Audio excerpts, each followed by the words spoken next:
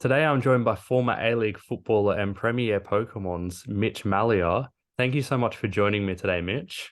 No, my pleasure. Thanks for having me. So we'll talk about Pokemon and football, but we'll start with football first off because that's where I'm more comfortable. And my Yeah. first question's a bit of an easy, comfortable one for the guests to answer. Just where did your passion and love for football first begin?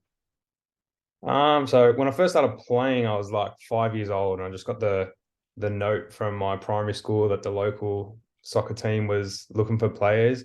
And then yeah, it's just developed into a game that I just loved playing, and yeah, like I've just loved it this whole time and managed to make a decent career out of it. And when we're kids, we all dream about being a sports star, not necessarily football, but I know people go in the backyard. We dream about scoring a World Cup winning goal and everything, but sometimes we realize, it's maybe not something that's realistic. Maybe we should stick to traditional jobs. For you, when was the moment where you realized maybe professional football is realistic and, what was it that made you pursue it? Yeah, I was just the same. I was in the backyard, pretending that I was Dimitar Berbatov or someone like that. And it sort of just never went away. I just knew that it was just a game that I loved playing. And, I'd probably like the levels that I got to, I never stopped enjoying it. Do you know what I mean? So that's all that was about for me. It was just a game that I loved to play.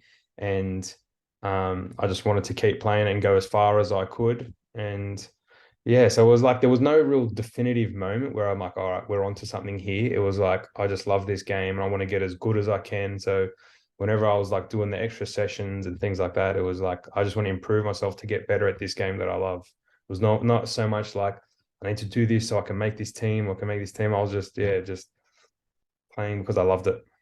And the team you did make that actually, they're known for producing a lot of good players. They brought through Matt Ryan, Trent Sainsbury, yourself, Central Coast Mariners. When did you join the Mariners and what was that experience like? Being a young player, you're thrust into this professional environment with full professional standards. Yeah, so I think I was around 16, 17 when back then it was the National Youth League. So the when I was at Central Coast, every week we were versing different A-League team, like the youth league teams for an A-League club.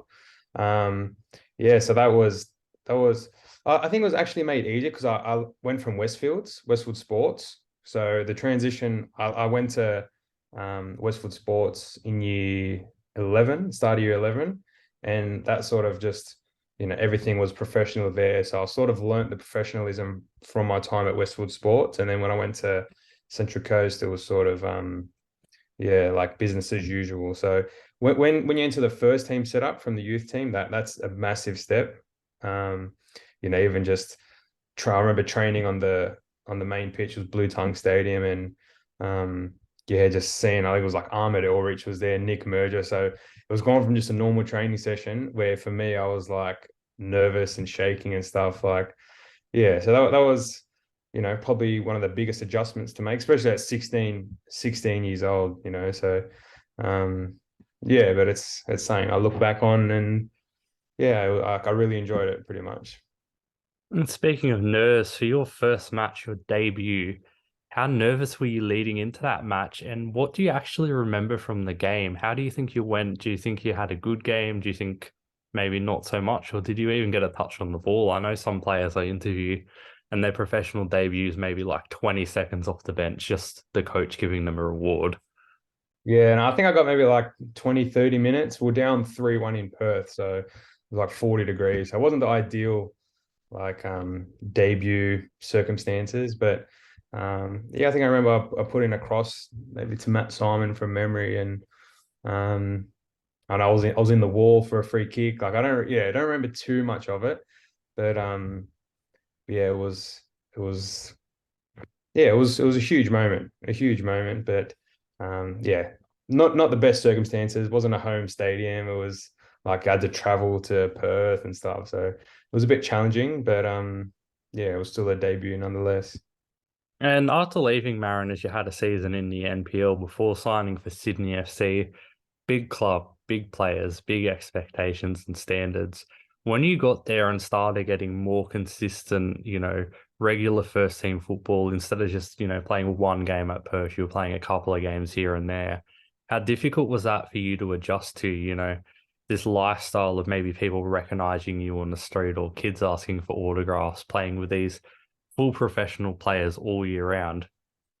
Yeah, it was you don't really get used to it. It was, or I didn't anyway. It was pretty like, why do you want a photo with me? Like, like I'm no one pretty much. But in their eyes, I made it to a certain level of football that was, that was deemed to be something that they admired and looked up to. So yeah, that was definitely cool. I definitely enjoyed, mingling with the fans and, you know, um, getting to sign a jersey or something for a kid and seeing how happy they were, and just like they were ecstatic just to even meet me. So that was something that I was, really, really humbled by, and yeah, that was something you don't get used to. It was really cool.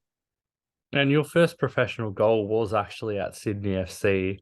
Now, do you remember that goal? Can you talk us through the strike? Was it a good one, or was it maybe one of those ones where you're a bit lucky? I remember Joey Gibbs' first goal. I watched it back after interviewing him. Brilliant goal, but Joey personally didn't really have to do too much. It was his teammates running around and he had to tuck Yeah. in. So, how was yours? So it's funny. So for that game, I bought new boots off eBay, right? It was boots that weren't out yet. And I was like, you know what? I'll just warm up in them. And for some reason, they just felt incredible on my feet. Like, it was so strange that I remember that. And I was like, you know what? Like, I think I'm on here today. And at the time, the left back was Scott Jamieson. And I knew he just had great vision. And he got the ball from left back. And I remember being strike, and I'd be like, if I make this run, he's going to hit it. And I knew they weren't going to catch me. And ball's gone over, and my first touch was probably like, not where I wanted it to be, but it worked out good. And um, that across the keeper shot, I was saying I practiced really often, and as soon as I hit it, I knew it was in, and yeah, off did my backflip, and that was that. And you did play a few times for Sydney FC, probably not as much as you'd like. And then you went to Blacktown City, a club which every player I've talked to who's been at Blacktown City, they have nothing but positive things to say about it. You did pretty well there. You scored pretty much a goal every other game. So for you, what was it about Blacktown that got the best out of you? And what is it about the club you think that makes players who go there just absolutely love it and do well? Yeah, it's a very good question. It wasn't until I was in there that I got to learn why. But looking on the outside, it was always like, geez, Blacktown, they're always so well drilled, they're so well disciplined, and growing up, I would have actually played for them if I lived a bit closer. So back then, it was before the M7, before the highways. It was just really, really like really far away, really hard for my family to commit to. But it was always something in the back of my mind where I was like I'd love to play for this club. And yeah, after I left Sydney, I spoke to quite a few NPL clubs, and then when I spoke to Blacktown, it was just like, yeah, like this is where I'm going to be. And especially speaking to the coach Mark Crittenden, it was like, meeting a person like that, and someone who, yeah, it's probably like one of the biggest, has had the biggest effect on me in football in my whole career in terms of coaches. Um, he's like the biggest winner. They're all winners there. They work hard every day, but apart from that, like, they're really good people as well.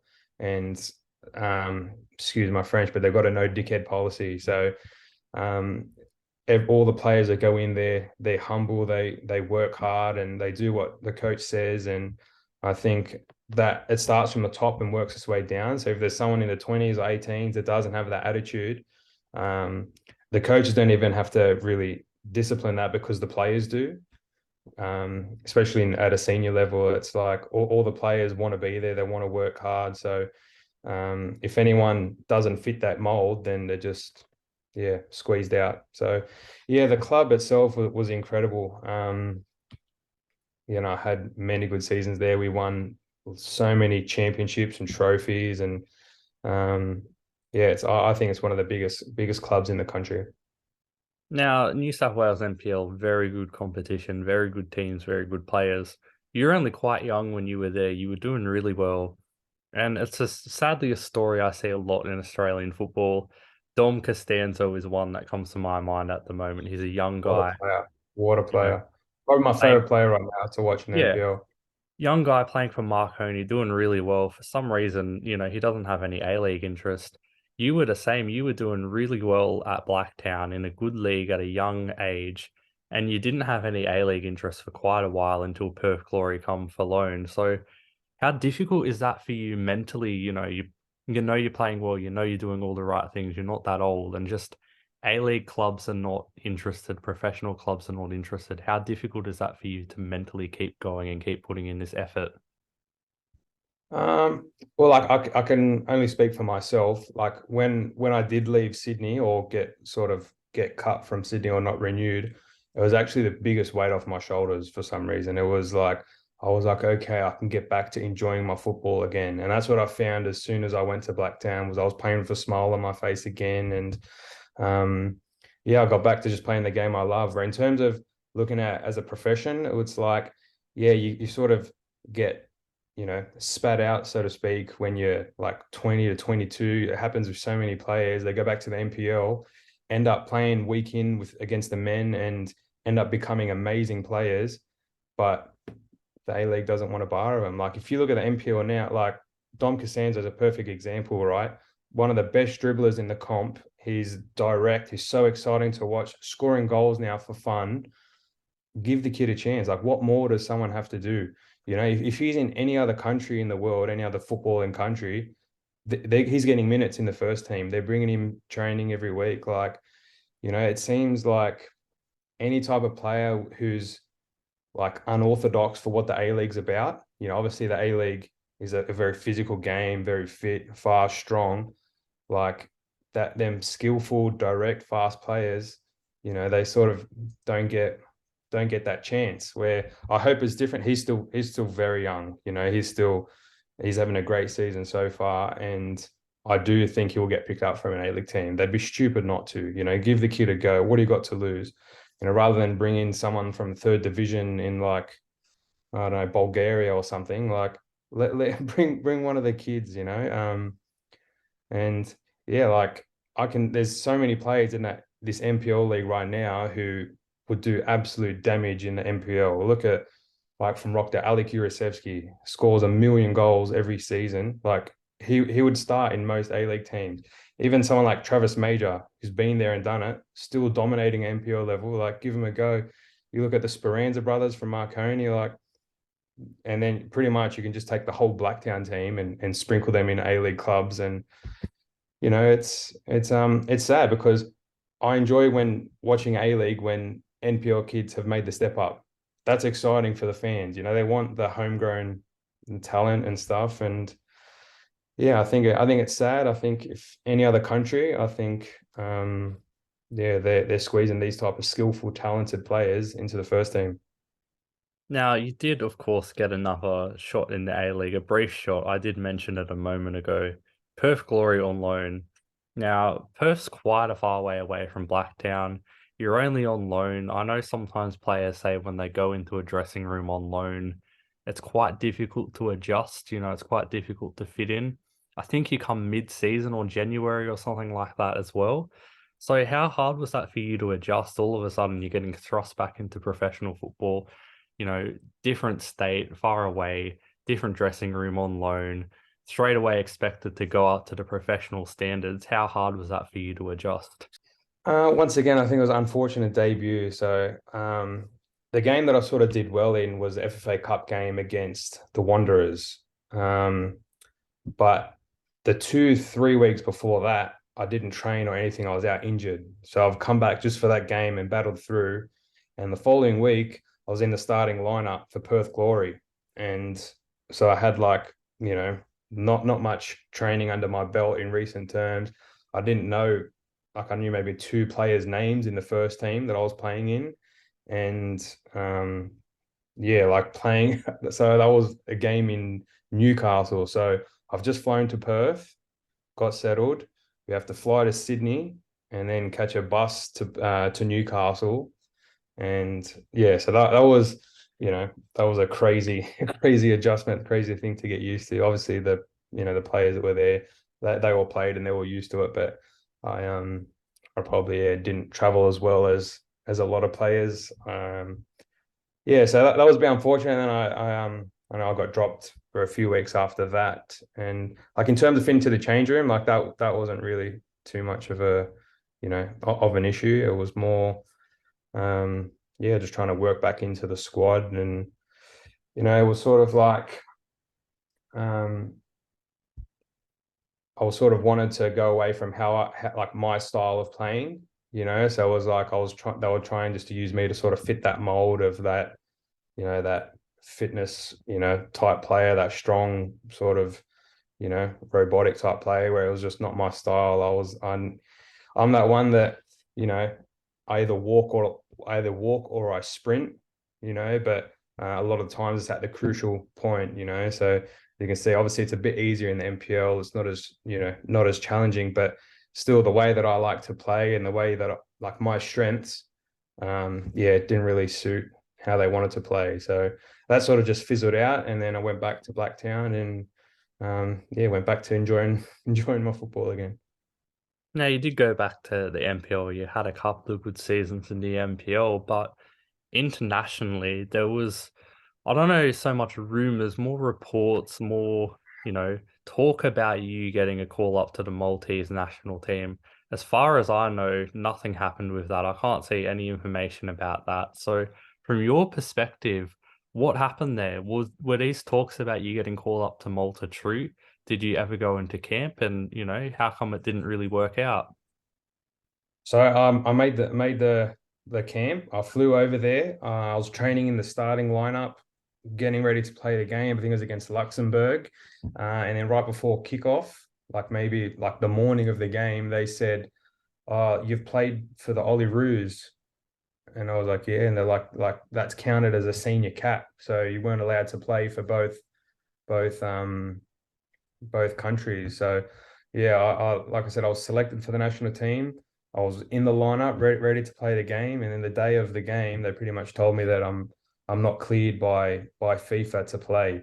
And so from there, flew to Turkey, same thing. They're like, "Oh, we should get it fixed now."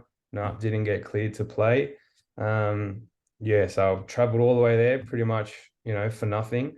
And then the following, so I might have been maybe like 10 months later or something.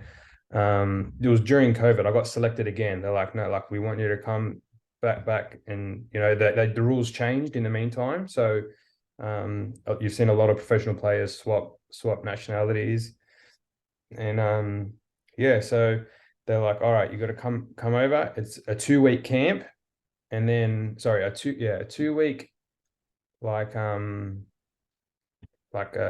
training camp, and then a 2 week the actual competition of the games will last for 2 weeks. So it was going to be 4 weeks all up over there, and then when I flew back, it would have been 2 weeks quarantine, if you remember. And at that time, my daughter was going to be born like right as I was supposed to be leaving. So I was like, there's no way I'm missing the first 6 weeks of my daughter's life. So I pretty much had to said, yeah, look, like it's not happening as much as I'd love to. Like it's only football. There's no way I'm never going to get this 6 weeks back with my newborn daughter. So um, yeah, that was a bit unfortunate, but is what it is. I went over there, I experienced it. Yeah, I didn't get a cap, but I was still selected to say, for my personal achievements, I was still selected for a professional, like an A men's team, national team. So yeah, that was that. But yeah, I did get selected, flew over there and was in the lineup, and yeah, right before kickoff got the bad news. I mean, that's very unfortunate, but you did have a few more good years of football in the NPL. This year, you did retire. You're still quite young. We will talk about what you're doing now because, it's one of the most exciting things football wise. As soon as I heard the story a few years ago about you doing this, I wanted to jump on the story. But when you actually thought about retiring, you're still 31. How long did that take you to think through? And Has there been any moments yet, because it's only fairly recently, that you've sort of regretted retiring and thought maybe I should have stuck around for a few more years? So the decision was actually made for me. So I played last season with a fractured foot. And so throughout the season, I think it was like 6 injections to get through the pain. And then it was changing how I was running. So I was like hurting my hamstring and my other leg. And it was the most difficult season to get through. So I had an operation in the off season to try and fix it. But the type of fracture it was like, so how the doctor explained it was like, imagine you got a concrete slab and you took a sledgehammer and you just dropped it down. It would like shatter. Like it's not a fracture. It wasn't just like a straight line crack where I just had to heal. It shattered. And where it was in the navicular bone, there's no blood supply. So instead of healing, the bone started to die off. So pretty much it looks like there's a hole in my bone in my foot. And the surgeon said, if I was to keep playing, then I would end up needing a bone fusion. So if I got a bone fusion, my ankle would be locked. Like I wouldn't be able to move my ankle. And I said, look, I said, I'm 31. I said, I don't want to be 40 and not being able to play in the backyard with my kids. All right. Like I'd be kicking myself if my kids are at the back and I'm stuck on the lounge because my ankle's like cemented shut. And he's like, well, I'd stop playing now because where it is now, it's sort of salvageable. But if I was to keep playing another 2, 3 years, then yeah, I'd end up needing a bone fusion, and that just sort of changed my life for the rest of my life. Like, so it was like, all right, it sucks, but I don't have a choice, and yeah, it was made for me, so it probably made it a bit easier in a way. It sort of just happened. I took it like a man. It was um, not much I could do about it, and whenever I get upset, I just think about why I had to stop, and then I'm fine. And with football and footballers, a lot of the time when I speak to footballers about retiring, they say to me, they don't really know what they're going to do after retirement. Sometimes they jump back into football, whether it's coaching or punditry. You've gone the complete opposite direction. You've gone into Pokemon. Now, I personally love Pokemon, so I'm very excited to talk about this next bit. Where did your passion for Pokemon first begin? So that would have been in 1999, back when the TV show came out. For my birthday, I got the Pokemon Game Boy Color console with the Pokemon Blue.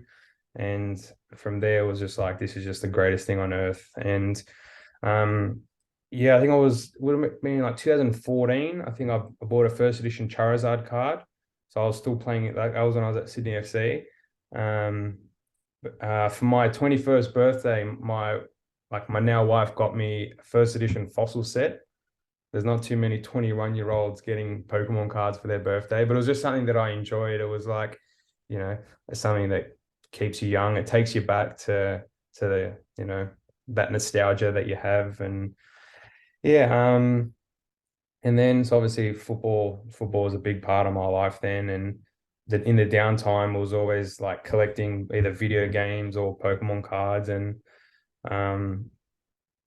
yeah, and then over time, it just sort of like my collection just grew, and then so did the value of these things. So some of the values are just mind-boggling, and I never collected them for at the start anyway for like investment purposes. I just collected them because I was a nerd. I love these things, and then yeah, I remember I had Logan Paul reach out to me trying to buy one of my booster boxes, and I was like, look, I'm not selling mine. I know. So the video where he bought 6 first edition boxes, I found them all for him.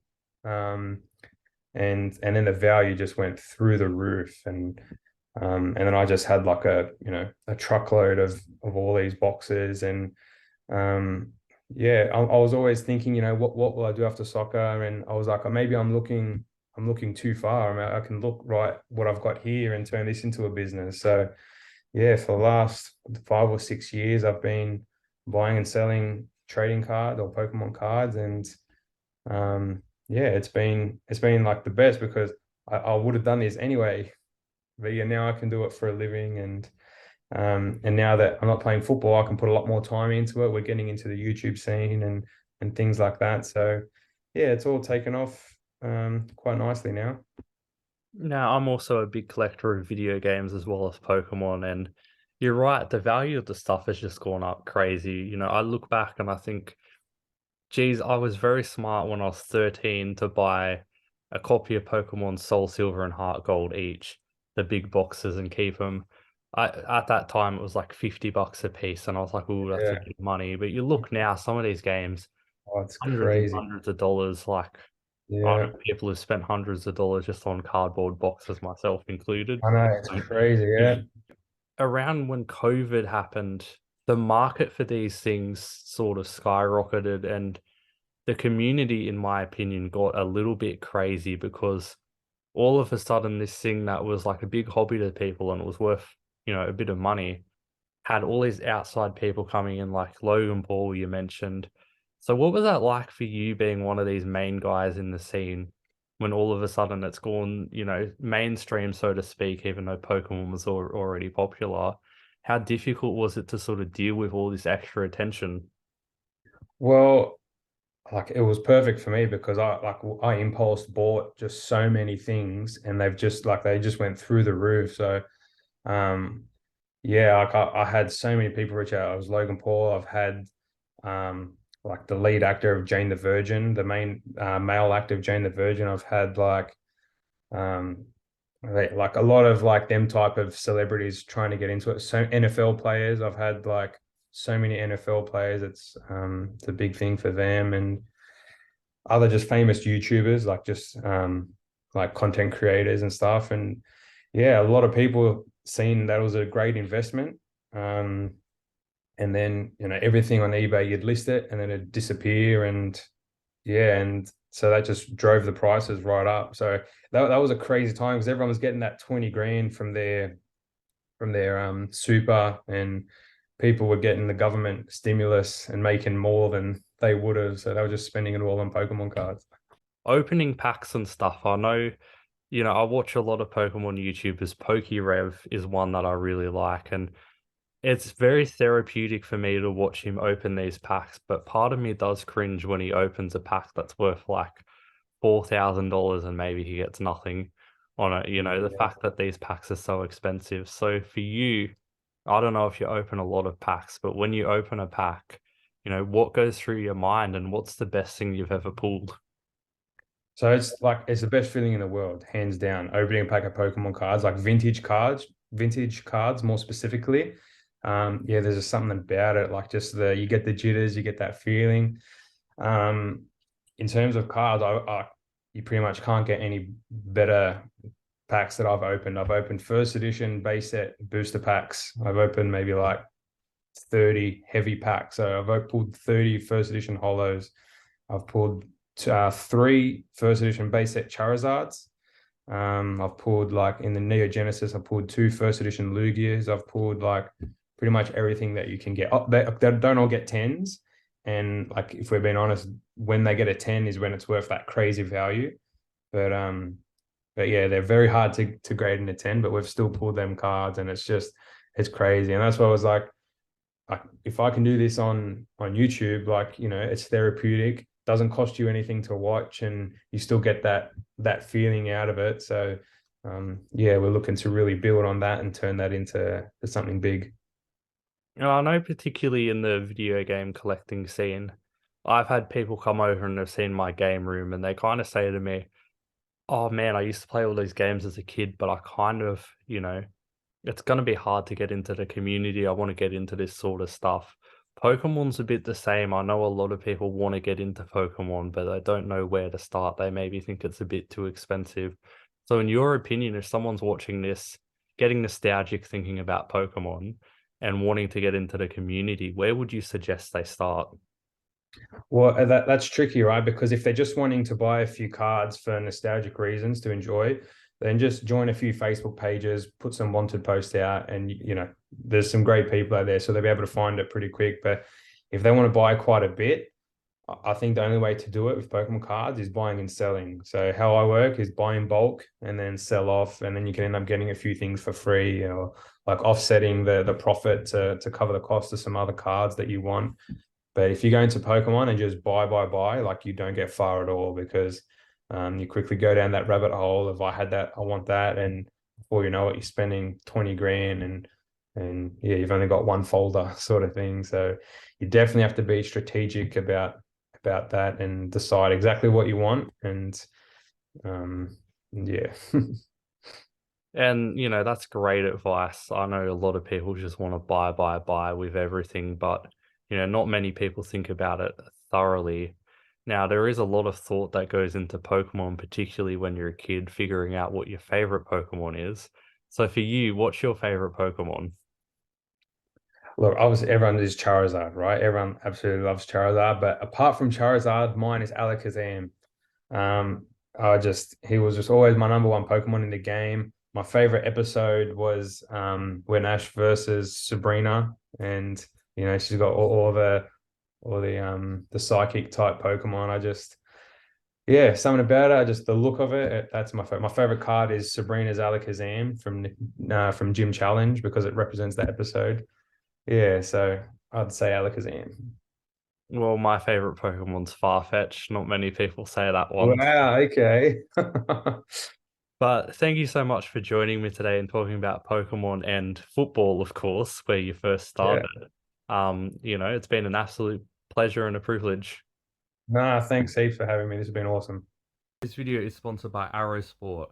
Go to the link in the description, and the friendly team at Arrow Sport will help you create your own football dream jersey. Whether it's starting from scratch or using one of their many templates on their website, creating a jersey with Arrow Sports is easy, and prices start from just $50. Go to www.arrowsport.com.au and make your football kit dreams become a reality.